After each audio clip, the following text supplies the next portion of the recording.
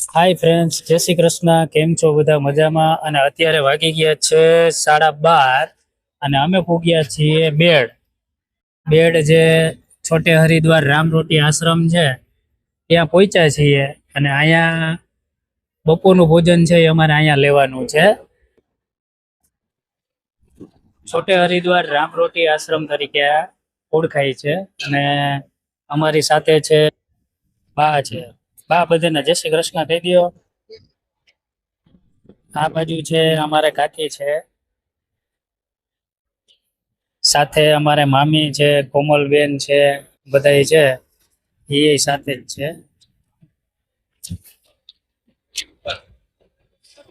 આ બાજુ છે પોપટ મામા. અને અહીંયા અમારા બાપુ બેઠા છે ભોજનની વ્યવસ્થામાં. આ બાજુ નાનજીભાઈ છે અને મારા બાપુજી પણ બેઠા છે. અહીંયા ભોજનનું છે એ તૈયાર થઈ ગયું છે. અત્યારે જમવાની વ્યવસ્થા છે એ બધી થાય જ છે.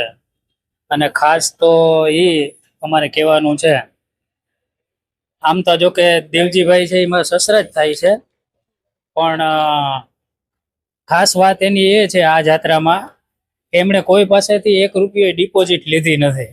અને ખરેખર આનંદ આવે છે આ જાત્રાનો સંઘ અમારો. આજે 12:30 વાગ્યા છે, બેડ પહોંચ્યા છીએ અને સાંજે અમે પૈસા નથી લીધા, કોઈ પાસેથી 1 રૂપિયો નથી લીધો હજી સુધી. એટલે એ ખરેખર બહુ ખાસ વાત કહેવાય. અને આ બાજુ જમવાનું ને એ બધું છે એ રસોઈ તૈયાર થાય છે અમારે. આ બાજુ છે એ અમારા મિત્રો શાક ને એ સંભાળે છે. આ બાજુ બેનો છે એ શાક બનાવે છે. તો બપોરનું ભોજન છે એ અમારે અહીંયા લેવાનું છે.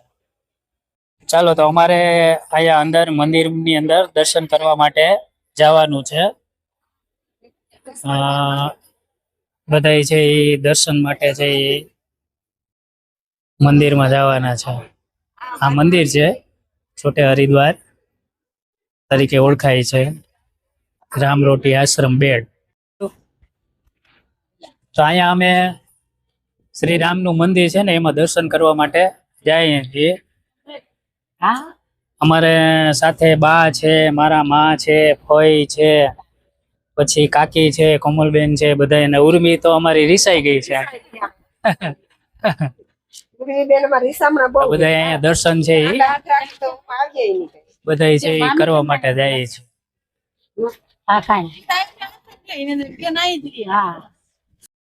દર્શન છે એ કરવાના છે અમારે શ્રી રામના. ખૂબ જ સરસ મંદિર છે બેડ હરિદ્વાર છોટે કાશી તરીકે ઓળખાય. તો અહીંયા શ્રી રામ ભગવાનનું મંદિર ખૂબ જ સુંદર છે.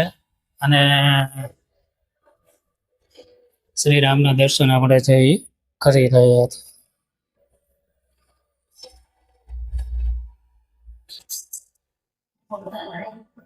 બધા યાત્રા નો સંઘ છે એ દર્શન કરવા માટે આવે છે એક પછી એક. બધા છે એ દર્શન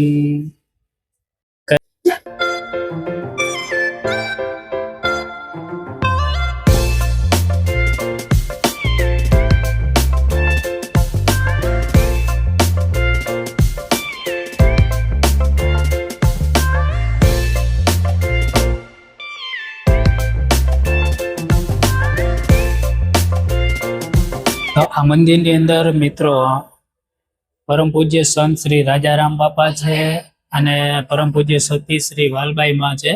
અને એની અહીંયા મૂર્તિ પણ છે. બહુ સરસ મંદિર છે.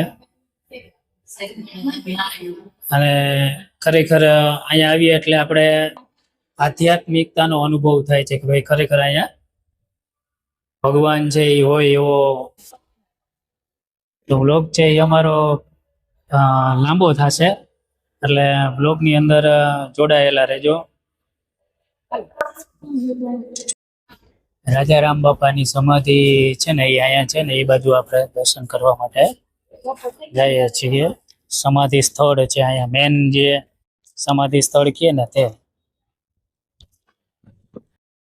તો મિત્રો આપણે ફાઇનલી સમાધિ સ્થાનમાં આવી ગયા છીએ. આ જગ્યા છે એ રાજા રામ બાપાની એનું સમાધિ સ્થાન છે.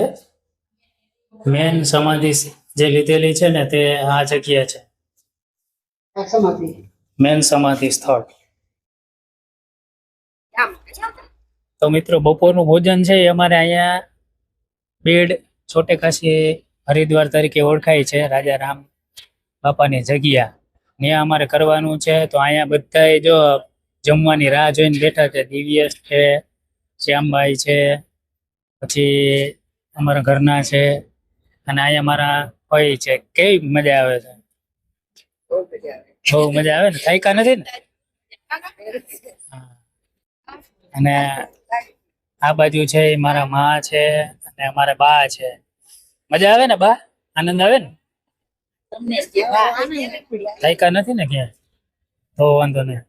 અને અહીંયા અમારે કાકી છે, ફોનમાં વાત ચાલુ છે એટલે એ આગળ નહીં ભૂલી શકાય. બપોરના જમવાની રાહ જોઈ અને બધા યાત્રાળુઓ છે એ અહીંયા બેઠા છે. બહુ મસ્ત જગ્યા છે, મજા આવે એવું છે, આનંદ આવે એવું છે. મંદિર એ બહુ મસ્ત છે, ખૂબ જ સરસ. જમવાનું છે એ તૈયાર થઈ ગયું જ છે. હવે થોડી જ વારમાં જમવા માટે બેસવાનું છે. અહીંયા કાચું છે, જમવામાં રોટલી બને છે. આ બાજુ રોટલા છે એ તૈયાર થઈ ગયા છે. આ બાજુ બધા વડીલો છે એ આરામ કરે છે. બધા આરામથી છે એ બેઠા છે. હવે ટૂંક સમયમાં છે આપણે જમવાનું છે, થોડી જ વારમાં. અને સામે છે બેનો સત્સંગ કરે છે.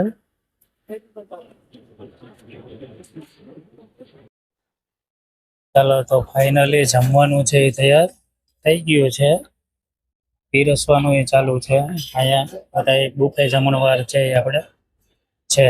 જમવાનું બધા યાત્રાળુઓ છે એ જમવા માટે છે અહીંયા બુફે લાઈનમાં.